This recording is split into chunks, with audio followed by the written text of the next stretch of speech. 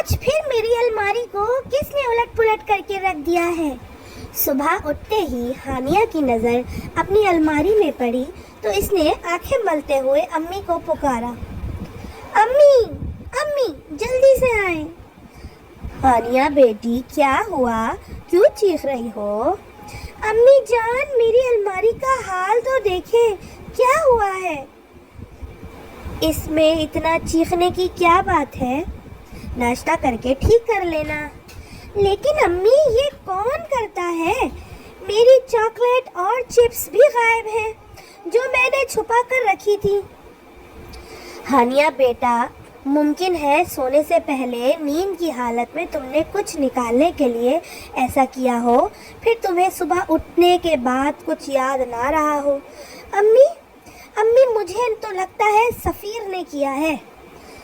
سفیر ہانیہ کا چھوٹا بھائی تھا۔ ہانیہ، سفیر تمہارا چھوٹا بھائی ہے، اس کے پاس ان فضول شرارتوں کے لیے وقت ہی کہاں ہے؟ اسکول، مدرسہ، ٹیوشن اور کرکٹ اکیڈمی، اتنا سب کے بعد رات کے 10 بجے تو وہ گھر پہنچتا ہے۔ تو پھر ضرور میرے کمرے میں کوئی بھوت آ گیا ہے۔ ہانیہ کی باتوں پر امی مسکرا کر باورچی خانے میں چلی گئیں۔ ناشتے کے بعد ہانیہ نے الماری کی تمام چیزیں سلیقے سے رکھ دیں۔ اس کے بعد تو اکثر ہانیہ کی الماری کا یہی حال ہونے لگا۔ اب تو امی جان بھی کچھ پریشان سی ہو گئی۔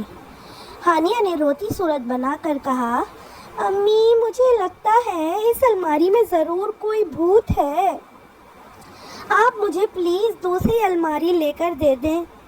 میری ساری چاکلیٹیں غائب ہو جاتی ہیں۔ آج تو میری نئی پینسل اور ڈرائنگ کی کاپی بھی غائب ہے۔ ہانیہ کی امی نے کچھ سوچ کر اس بھوت کو پکڑنے کی ٹھان لی تھی۔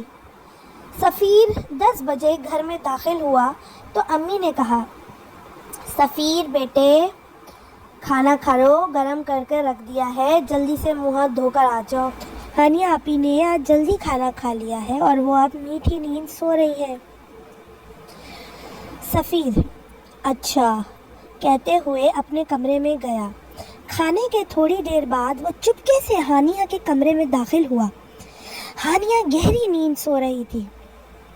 سفیر مسکراتے ہوئے سوتی ہوئی ہانیہ کو دیکھ کر الماری کی طرف بڑھا اور آہستہ سے الماری کھولی، کپڑوں کو الٹ پلٹ کر کے کچھ تلاش کرنے لگا، ساتھ ہی زیر لب کہتا رہا، آپی کی بچی ساری چیزیں کھا لی، کچھ بھی نہیں رکھا۔ پھر مسکرایا، ہاں مل گیا، واہ مزیدار نمکو۔ اس نے جلدی سے پیکٹ کو جیب میں ڈالا، سب چیزیں بے ترتیب چھوڑ کر جیسے ہی وہ کمرے سے باہر نکلا امی جان کو سامنے کھڑے پایا۔ اچھا تو یہ تم ہو الماری کے بھوت؟ سفیر کتنی بری بات ہے، میں نے تمہیں اتنا مصروف رکھا ہے تاکہ بری صحبت سے اور برے کاموں سے بچے رہو، لیکن تم بہن کو تنگ کرنے سے باز نہیں آتے۔ سفیر نے شرمندہ ہوتے ہوئے کہا، معاف کر دیں امی جان، میں آئندہ نہیں کروں گا، میں ہانیہ آپی سے بھی معذرت کر لوں گا، ہانیہ سے کچھ مت کہیے گا۔ ہانیہ نے صبح اٹھ کر اپنی الماری کی یہ حالت دیکھی تو پھر چیخنے لگی، امی آئیں، اور ہانیہ کو اس حال میں دیکھ کر امی مسکرانے لگی۔ ہانیہ بیٹی آج کے بعد ایسا کبھی نہیں ہوگا۔ ہانیہ بولی، سچ؟ امی جان آپ نے بھوت کو پکڑ لیا ہے کیا؟ ہاں کل میں نے اور تمہارے بہادر بھائی نے مل کر بھوت کو پکڑ لیا۔ بھوت بڑا شرمندہ تھا اور اس نے کہا ہے کہ آئندہ ہانیہ کی الماری کی طرف نظر اٹھا کر بھی نہیں دیکھے گا، اور پتہ ہے بھوت نے دونوں کان پکڑ کر توبہ بھی کر لی ہے۔ ہانیہ نے سفیر کو گھورا تو امی نے سفیر سے کہا، سفیر رات کو بھوت نے کیا کہا تھا؟ سفیر نے اپنے کان پکڑے اور کہا، بھوت نے کہا تھا کہ آئندہ کبھی ہانیہ آپی کو تنگ نہیں کروں گا، اور ہاں بھوت نے یہ بھی واپس کر دیا ہے۔ یہ کہتے ہوئے اس نے جیب سے نمکو کا پیکٹ نکال کر ہانیہ کی طرف بڑھا دیا۔ تو بچوں آپ لوگوں کو آج کی کہانی کیسی لگی؟ پسند آئی نا؟ اگر پسند آئی ہے تو کہانی کو لائک کر دیجئے اور میرے اس چینل کو سبسکرائب کر دیجئے۔ Bye bye.